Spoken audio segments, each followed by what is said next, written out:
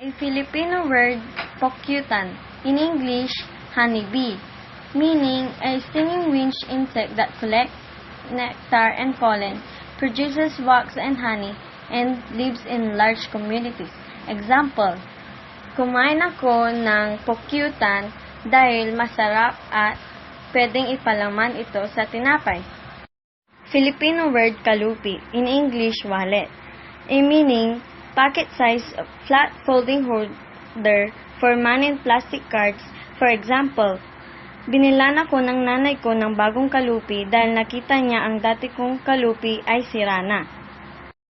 A Filipino word, pakiwari, in English, opinion, meaning a view or judgment formed about something not necessarily based on fact or knowledge. Example, nagbigay ako ng pakiwari sa mga kagrupo ko dahil kailangan namin ito sa pananaliksik.